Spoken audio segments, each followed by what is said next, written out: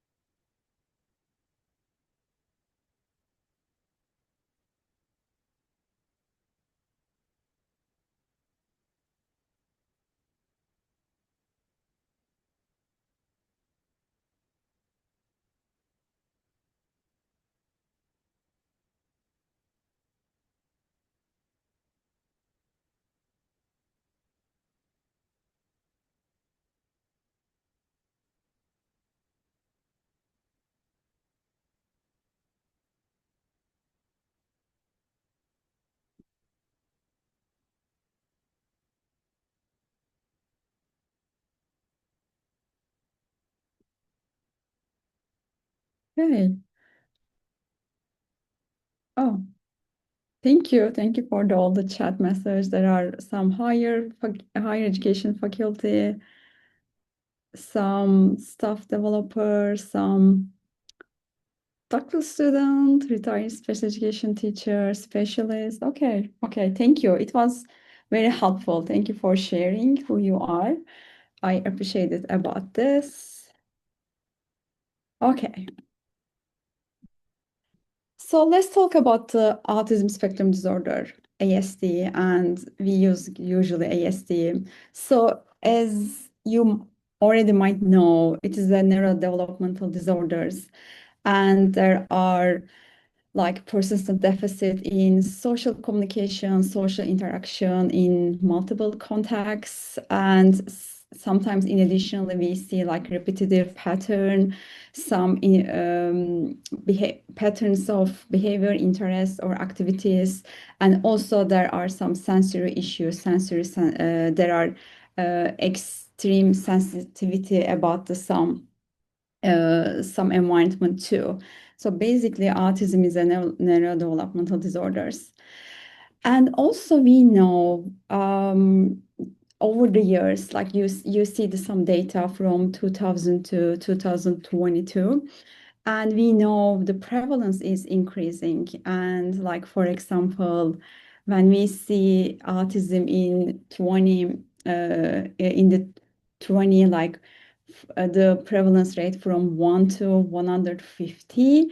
And right now, and actually the latest one, I think, found one children out of 31 kids in 2022. It is not on my graph, but I think it is the latest one. So considering like from 150 and 131, it is a like very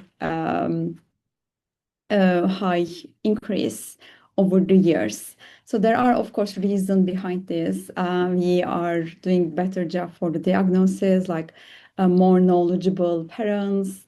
We are doing like some monitor screening, and so we are able to catch the autism earlier. So there are lots of reasons for this, but I want to show this because it is such an important, high demand to know how can we educate the student or individual with autism spectrum disorders. So yeah, the prevalence rate is getting increased over the time. And this is just some background, like, okay, what are the educational placements of students, individual with ASD? And as you see in the chart, like, yes, in regular classroom, like 38% of the students with ASD, they are staying in regular classroom, like more than 80% of the school day. However, like some of them, like they stay like 19 percentage of the students, they're staying in regular classroom 40 to 80 percentage of the school days, which means they leave the class and they come back. And 43.9, but let's say 44 percentage of the students, they are in the separate schools or separate classrooms. So sometimes these classrooms are in the same environment with other classrooms, but sometimes they are going to separate schools. So this is just we are getting some knowledge about like what kind of education placements are available for students with ASD. And like very again briefly, like we know individual with ASD, they have really hard time to social emotional interchange, and they have a hard time to understand nonverbal communication, nonverbal clues, maintain the relationship. Some echolalia might seen in some individuals, not always, or some excessive or limited sensory reaction. Sometimes they really fixed in the routines and same structure. Yeah, and these are some characteristic of the autism spectrum disorders. And we also know autism is the spectrum, which means if we see some like characteristic, it doesn't mean we have to see the same characteristic in different individual with ASD. So like the severity of the characteristic are different, the symptomology are different. There are a wide range of the needs based on the students, based on the individual strengths and needs. So in that point, evidence-based practice can help to achieve some academic, behavior, social goals, just help them to adapt the environment. And we are hoping evidence-based practice also helpful. They reduce the amount of the supports needed from the other people. Then, okay, what is an evidence-based practice? Let's talk about very briefly, like when we say evidence-based practice for the practice. So we say I have some, sorry, yeah.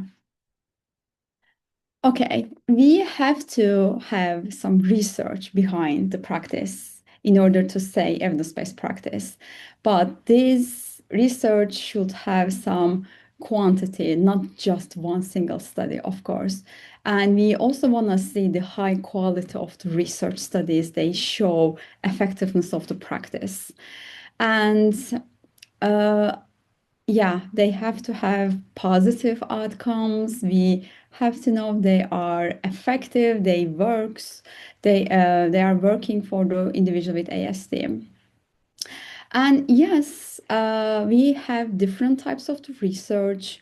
Like one example is experimental group, a quasi-experimental and single case. You might heard like different type of the research, and we have different amount of we have to see different number of the studies based on the different research type. I will explain in next slide. But basically, evidence-based practice are they have sufficient quantity of high quality research that demonstrate experimental control have shown improved student outcomes in certain amount of the studies, depends on the research type. And this is like CEC is defined evidence-based practice. They want to see this overlap. If you see my arrow, hopefully, this overlap is evidence-based practice, which means they should have a good high quality indicator. They should have positive effect with sufficient number of the studies, not just one single studies, and based on the different research design. And I like this chart because it answered the question like, okay, when we can say evidence-based practice for the practice. So this is the one example from CEC again. So as you see, like the greenish box, we say positive evidence-based, which means if you see the next one, at least two like random control trial, or 4 quasi-experimental, or 5 single case research design. If we have any of them with positive result, like very clear positive result, yes, is it positive evidence-based? We can say it is evidence-based practice, it is safety use. If you look at the blue box, so like, for example, only one random control trial or 2 or 4 single case studies show positive effect. We cannot say it is not evidence-based practice, but we say it is like promising. Still, we need more evidence to say this. This is still insufficient evidence-based, but it is the promising. So some different resources define this process differently. You might see that promising. Sometimes you say like use with caution, like different terms. But basically, yes, we need more research to do, but it is promising. We already have good results. Let's look more. And the like red one is no, like we don't have any much good studies they shown positive effects, so it is not really post evidence-based practice.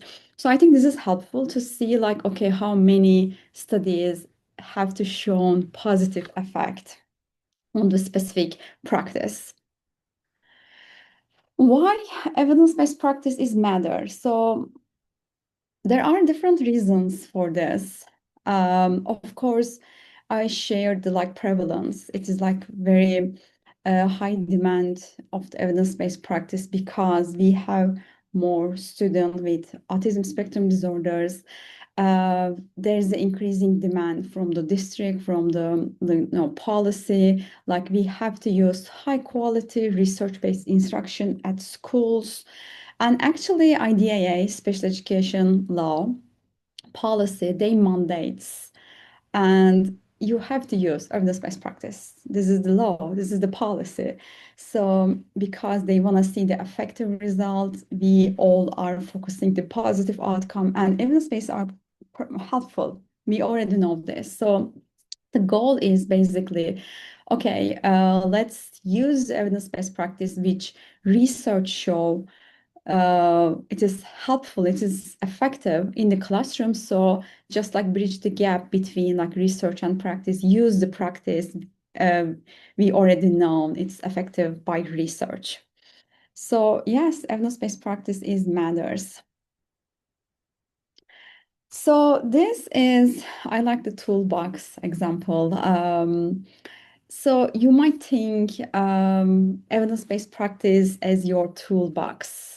You have a nice toolbox, and inside your toolbox, you want high quality tools from evidence-based practice to pick from.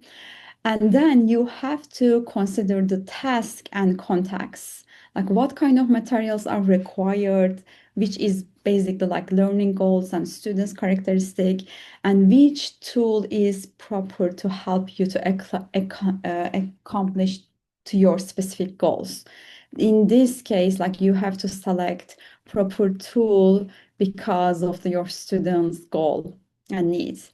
Sometimes you might need to use more than one tool, which is perfectly fine because sometimes we need more tool to fix the problem if you think in real life. But yeah, and then after you use the one or multiple tools, you are asking like, is the job done well? And you have to observe, you need to try it out. You might need to make adjustment if you think you might need another tool for the, to complete the job. Yeah, but basically you can think all evidence-based or practice are your toolbox. So you have a good, if you have a good toolbox, you are able to pick any like proper one for the students. And similarly, like what I just share, like it is really knowing to students what are they need, what is the learning goals. So based on the learning goals, you can do the research on evidence-based practice and okay, what are the options for evidence-based practice? What the previous people use to teach, for example, vocabulary. And you pick the select evidence-based practice which is most proper for your goal, and you implement the evidence-based practice systematically, then measure the student progress. So if you think, based on your data, based on your observation, if you think the goal masters, good, well done. However, if it is not, and sometimes if it's not, we have to go back to research evidence-based practice option and see what else is available to meet this goal. And this is the important.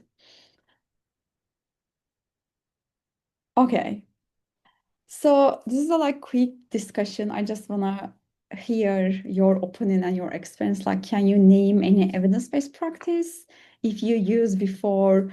Have you ever used of them? If so, which settings? Like, thank you for Sarah for the poll. Let's take like 2 minutes to answer the question, and I just wanna see your experience and your input.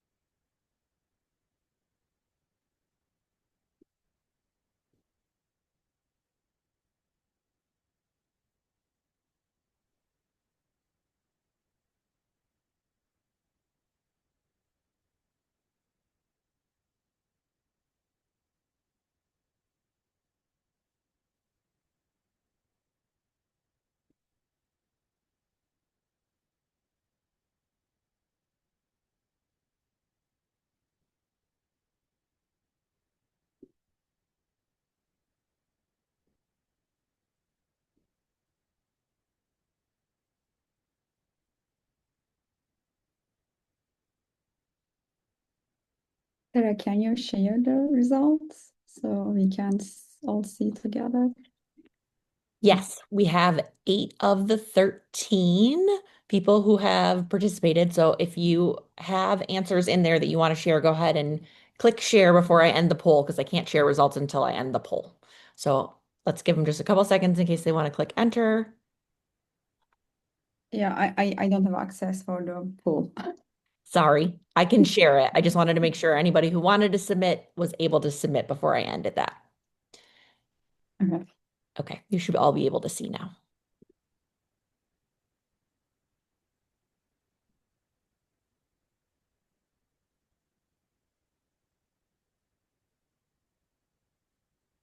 We don't see the response, but You don't? Okay, no. sorry. I have them on my screen if you want me to share mine, or I can read them. Which do you prefer? Maybe you can briefly mention about what kind of evidence-based practice. Great. So I see task analyses, visual supports, reinforcement, peer-mediated intervention, time delay, discrete trials, scaffolding, teach system for autism, modeling, prompting, video modeling, PECs, the STAR curriculum, least intrusive prompting, video modeling, systematic instruction, more discrete trial trainings. Sounds like we have some people with some experience in EBP, so that's great. Most of them say yes, they have used these in different settings. And it looks like those settings, sorry, I'm scrolling, are a mixture of different educational settings, such as self-contained classrooms in public schools. We have various classrooms, elementary, middle, high school, general education settings. And we also have a few people who have used them in more clinical settings and one in a home setting, Thank you so much. I appreciate it. of course. And it is very helpful. Thank you all for your sharing your experience. You already named lots of evidence-based practice, which maybe I don't need to do more. I'm just kidding. Yeah, but I hope you can get some more new evidence-based practice today. But also I will show the lots of resources if you wanna go and explore more. So yeah, thank you for sharing again. So this is actually a screenshot from the one of the uh, actually from NCAP, which is like National Clearinghouse on Autism Evidence and Practice. So one of the resources we use for evidence-based practice. So this is like 28 evidence-based practice. They marked as clear, positive evidence-based practice. So there are lots of research behind this. So they listed 28, but I know this list is also getting update when they have a report, when they study the current research, and they when they look at the research and say find more evidence so they can update the evidence-based practice.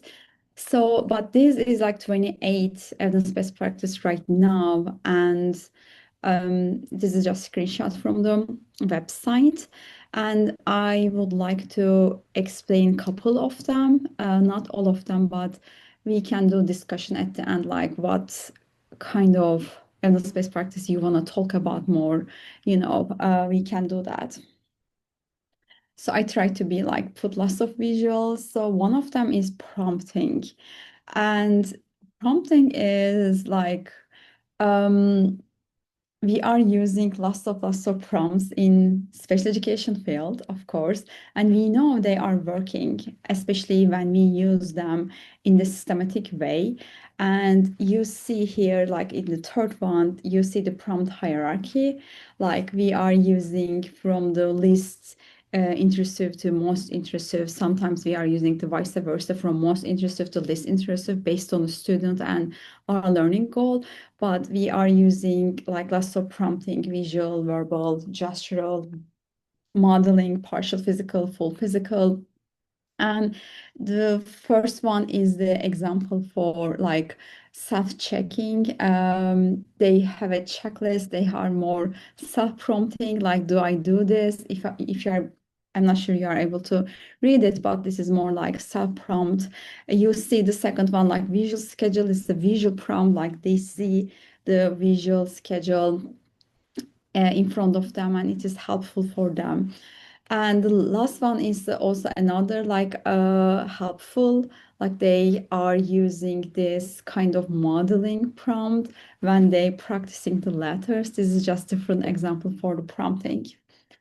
And in our teacher prep program, we also highlight lots of evidence-based practice. We are trained future special education teachers with this evidence-based practice. This is one of my special, also interest. Like just I am teaching couple classes. It is just focused on evidence-based practice for severe disabilities, and they are learning each week. We are learning different strategies, and they are practicing. So I think, yeah, I just want to give some side notes about also my teaching, and we we would like to make sure they're implementing evidence-based practice very well before they graduate. So when they graduate, when they have a real students, they are able to implement the practice very well without any doubt. Yeah, this is kind of our goal. And differential reinforcement is another evidence-based practice I would like to highlight. So basically, this is like reinforcing one type of the behavior we wanna see more, like desired behavior, and the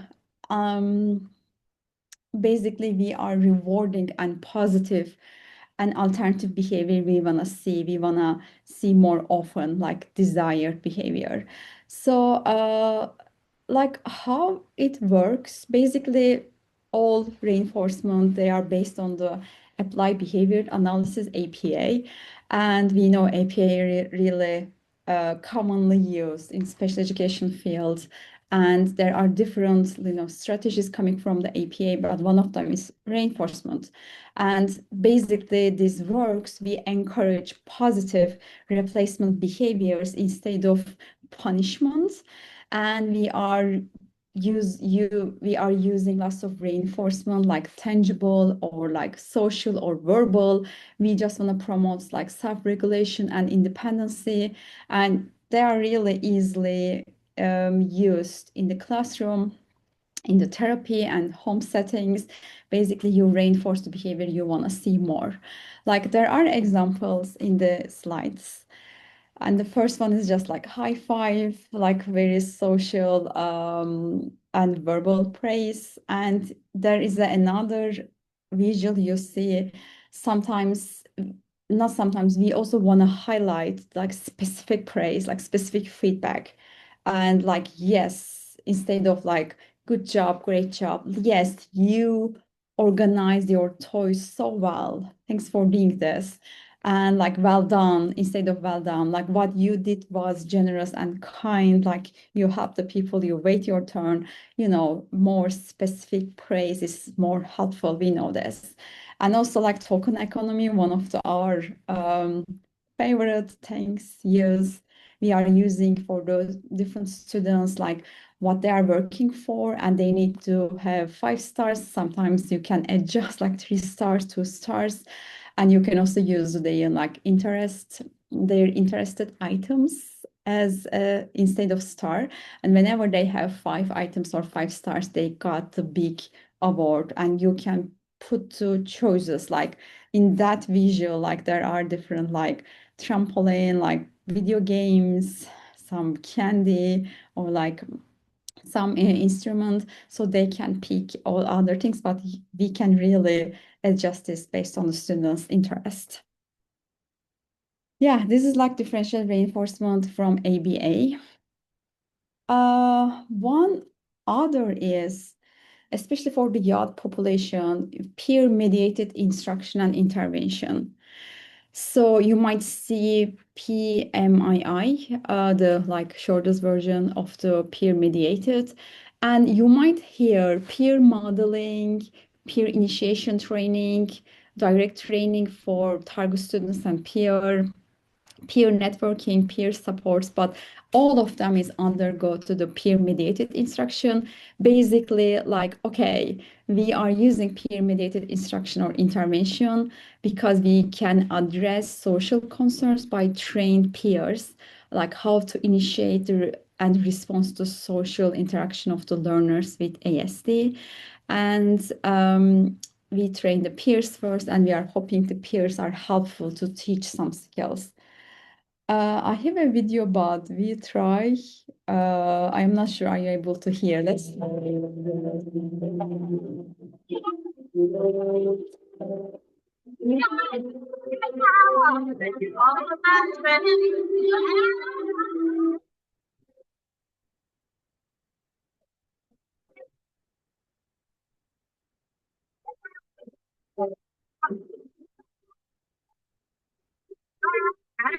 Okay, I will translate. So sorry for the technical difficulties, but basically, like they are taking turns to put some castle or put some, design together. And at the end, teacher prompt the peer and can you like ask what color is this? And she used like green blocks and she asked what color is this? And the student with ASD say green. Oh, it is, yes, it is green. And she gave the green uh, toy to her friend. Yeah, basically like we are using the peers and this is the example for the young students. Um, Other one is video modeling. Video modeling, I think, getting lots of attention recently too. We are seeing lots of video modeling studies. And we are also using some video modeling for the research with colleagues here. Yeah, video modeling is the intervention. We are use the technology, sometimes video recording or display equipment. They provide the visual model of the targeted behavior or skill. And sometimes you might hear like assistive technology method because you use some assistive technology, but this model is specifically like video modeling. You might use combination of the prompting or reinforcement when you use the video modeling. And you can use the video modeling standalone instructional practice or combination with other practice. I just put the screenshot from the same website, National Professional Development Center on ASD. I think this is very helpful. I try to give some little bit overview about, like you see here, from 0 to T, like there are few studies they use the video modeling for communication, play, preschool. Also, we have some studies, social communication, joint attention, and we use the video modeling for elementary age more. Like you see social communication, adaptive, vocational, academic. And middle school is more like adaptive, vocational, still some behavior. But in the high school, which is like 15 to 22, we only see social play and adaptive and vocational. So of course, it really depends on the students, but this is just like what the research focused, what kind of behavior they focus by using video modeling. So this is just helpful, and we are not using much in very, very early stage, but elementary, yes, middle school, yes, and preschool, yes, we use some of the video modeling. Um, Next one is social narratives. So they are, again, evidence-based practice. They are more individualized stories. And when we have the social narratives, we always start with the goal. Like, what is the goal for this narrative? Like, is it social situation, social interaction, maybe safety, maybe some like task on behavior. Like you have to define target behavior, you have to collect some baseline data, and you write the narrative. And like for the teachers, there are lots of resources free. They already write the social narratives. You can get them free, like adapt them. Or you can use some students' real picture if you want to work some specific behavior on the specific students. So you can use a real picture of the students and make social narratives. It is very, very interactive. And you also choose like proper length for the social narratives. It is based on the age, of course, and based on the students' characteristic to include the pictures and implement like read the social stories a couple times or one time in a day for a while and see if learner is making progress on the target skill and get the data, review the data, and if it is helpful, let's address the generalization. And you can use for other skill, or you can use social narratives with other people at home or in different settings too. Okay, oops, couple more. Task analysis is another evidence-based practice we often use, especially if for the complex tasks. We are breaking them down into smaller, manageable steps. You see like different example of the task analysis. Like one of them is hand washing. Like it is also supported by visuals, which is nice, like turn on the water and there are all the pictures. And you also see this some example uh, task analysis by like kind of graphic organizer. They are dividing some math problem in the small steps, like more like okay, detailed information like students need to fill in first, then they are making progress, they are making a decision based on the like data they have first, and they have to explain in their words. So this is another um, example for visual supports. So we all love visual supports, right? So like visual supports can be anything, visual schedules, cues, any graphic organizer you might think of for math problem, for other problem. Just think of any visual support, any visual format to support and enhance understanding and predictability for the students. And they also support the independency and reduce anxiety. So students can use this, like you see different example in the screen, like first then how I feel, and you might also use for the especially like older students oops like more checklist format, or for the younger students you can use like smile face format. So there are different versions of the visual supports, and we know visual supports working for academic, behavioral, social skills, and we use the variety of the skills in educational settings for sure. Two more, actually. One of them, I want to highlight social skill training. This is important, especially considering like how students or individuals with ASD like suffer from lack of the social interaction, social communication. So social skills training is important, and they aim to enhance the social functioning and overall quality of the life for individuals with ASD. So how they do this? Basically, they are making a small group or like one-on-one or like pair. They are working on some specific skills that are crucial for the successful social interaction. Like, for example, initiating and maintaining the conversation, understanding the nonverbal cues, developing empathy, practicing proper social behavior in various settings, building and maintaining friendship. Like they're sometimes using like play role and make discussion about how the play role is going, what kind of steps they need to do as an action, and this is more like systematic direct instruction on the social behavior. Lastly, I want to mention about the functional behavior assessment.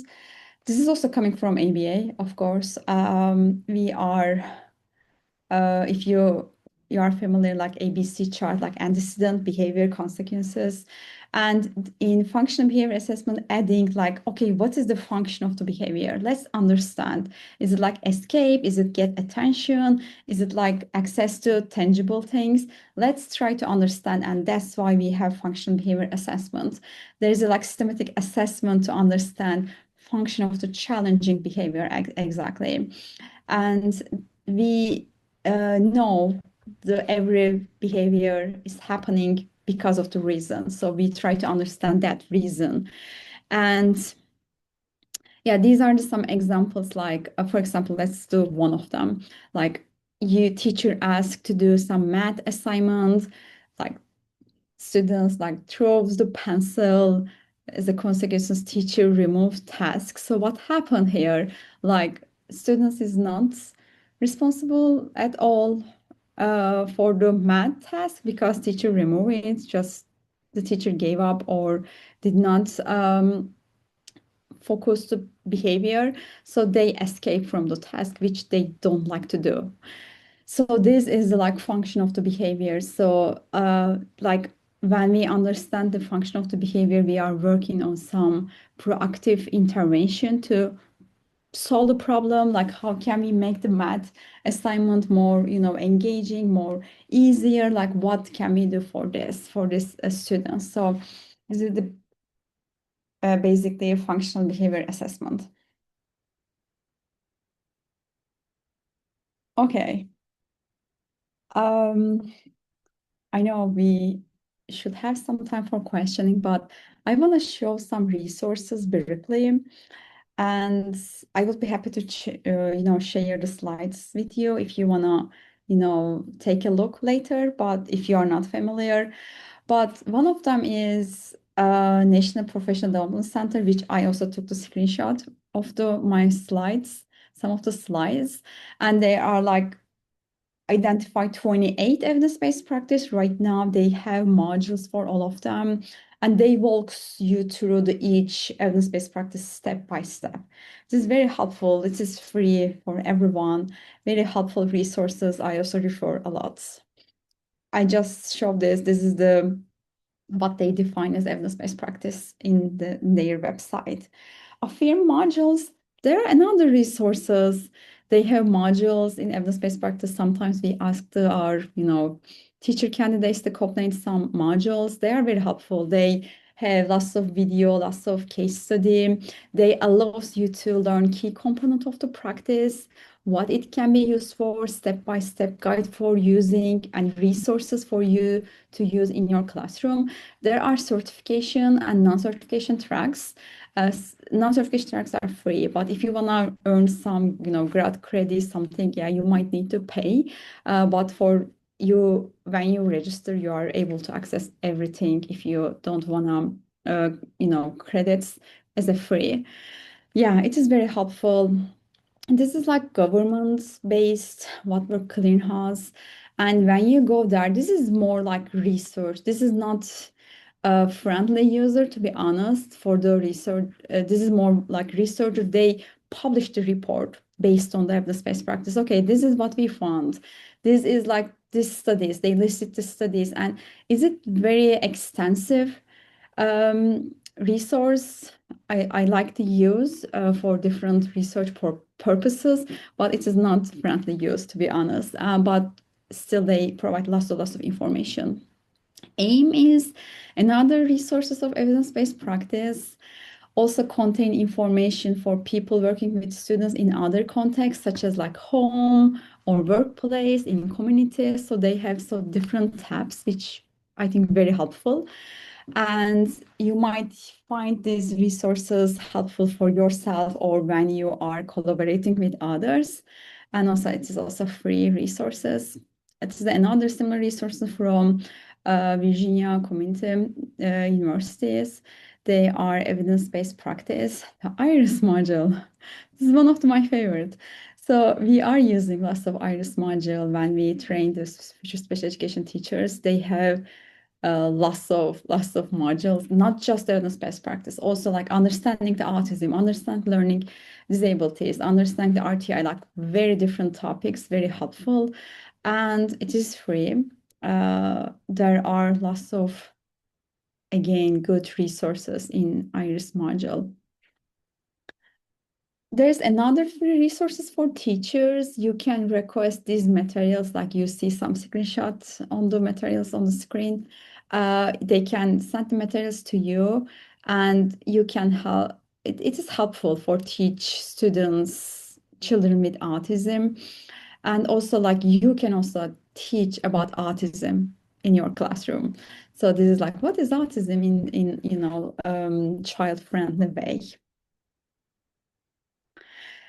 Another National Autism Center, they, publish the reports and writing documents that might be useful for supporting your rationale, for using any evidence-based practice, or obtain needed resources. And yeah, this is another nice resources. I just put all the website. I will be happy to put in the chat. If you want me to right now, I can do that. Sorry if it is too fast. I just want to give some time for the question or comments. It is like, yeah, let's discuss together. So this is my email.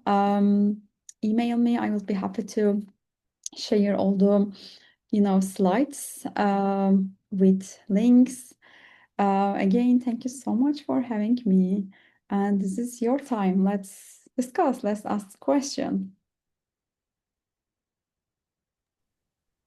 Thank you so much. And Dr. Intepe was our 2024 DADD Tom Smith Early Career Research recipient, award recipient. So she is a great person to talk about autism research. Thank you for sharing all of these resources.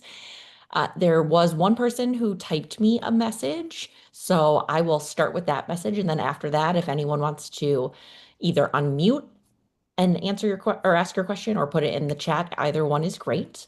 But our first question is if you could change one thing about EBP repositories or knowledge exchange sites to better serve diverse communities, what would it be?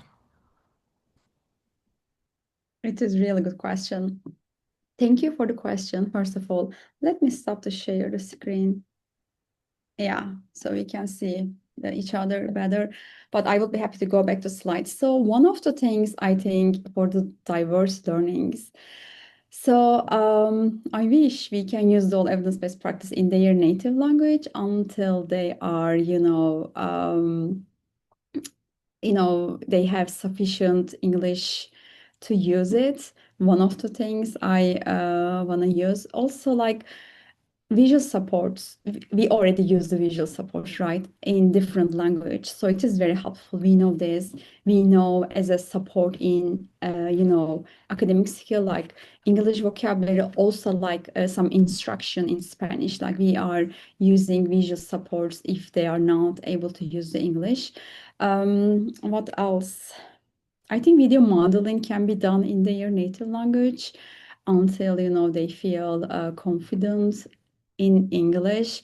This might be something else, but yeah, it is really good question. I agree. I thought it was a great question. If anyone else wants to chime in on their visions of what they would love to see, you are welcome to do that or ask Dr. Intepe an additional question. If you have any input, Dr. Cox, I would like to hear in that question too.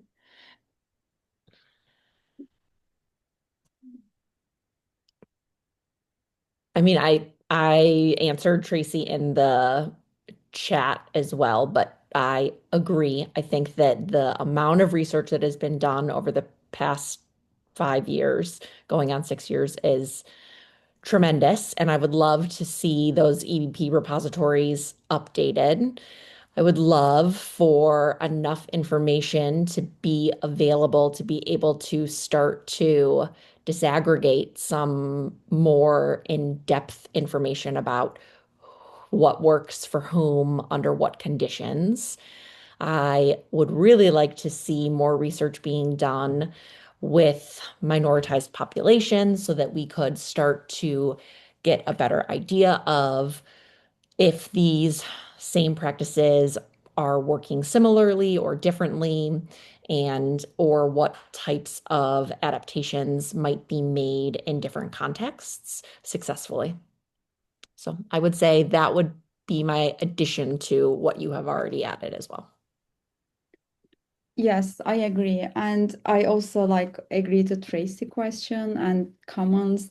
Yes, this kind of report takes very, very long time. I was part of the one of the report. I think we all did, Sarah, together, right? Because we were doctoral students that time. It was a good experience, and we contributed 2020 report, but it takes really very long time because think about all the reliability component, like different people have to code the studies and they have to be agree on the, coding. It really takes lots of time to find the people for the coding, make them reliable first, then, assign the articles. Yes, it takes lots of time. That's why I wish we had a better system with this technology, AI. Maybe AI can do this kind of report for us. How about this? I love this.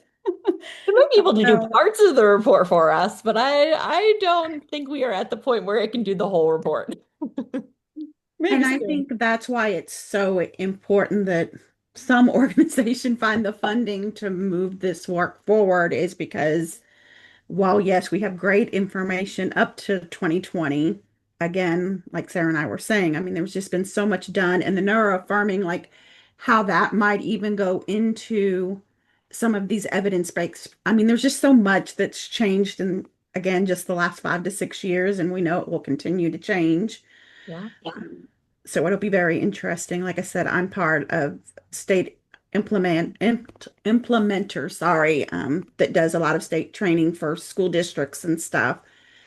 And so I know when we get together with our other states across the country, I mean, this is a big question of this research is already 5 to 6 years old. What are we going to do moving forward? Absolutely. And you make a great point. The neuroaffirming movement has absolutely reconceptualized some of the ways that we are thinking about evidence-based practices potentially. So I think that, yes, there is definitely more research to be done.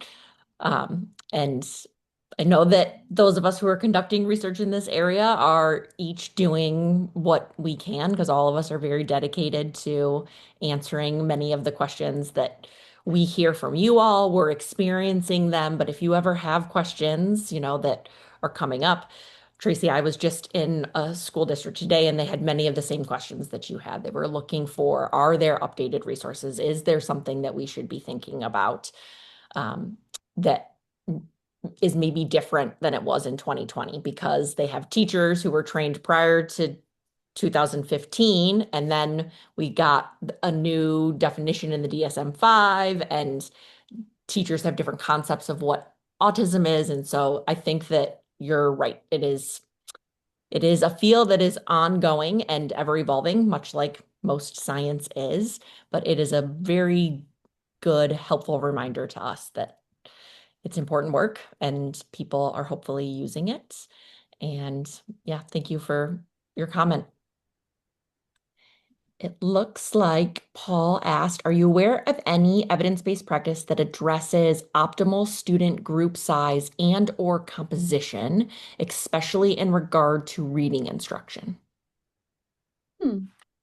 This is a good question. I know one of the meta-analysis in reading intervention they found like small group size produce better outcomes. They are more effective than like higher group. I think they suggest like 3 to 5, if I remember correctly. But yes, they would like to have like small group instruction, 3 to 5. Yes, this is what I remember, but I might be wrong, but kind of, yeah, small group instruction. Paul says they also found 3 to 5 optimal. There is a recent math meta that also came Hmm. out that looked at that as well.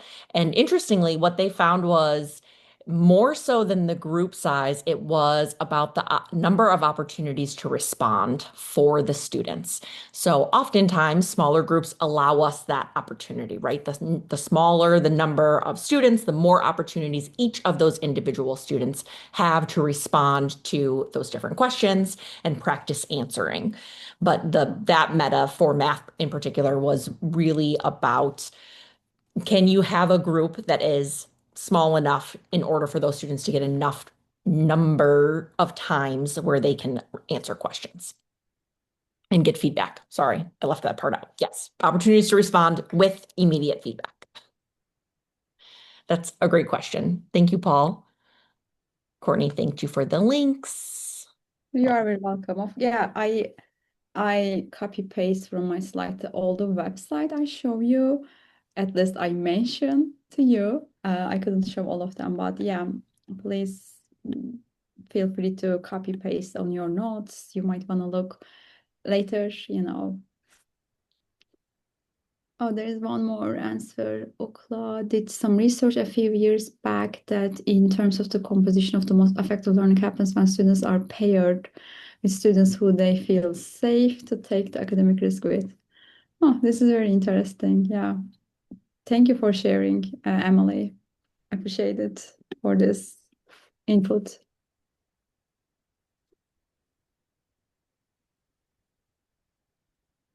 Is there any other question or comment? We have a couple more minutes left.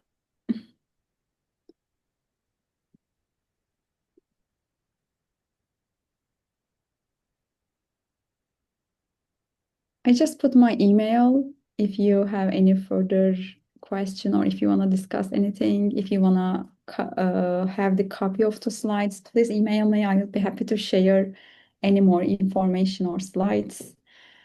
I really appreciate for your time. You are here, listen to me. Okay, well, I will go ahead and stop the recording.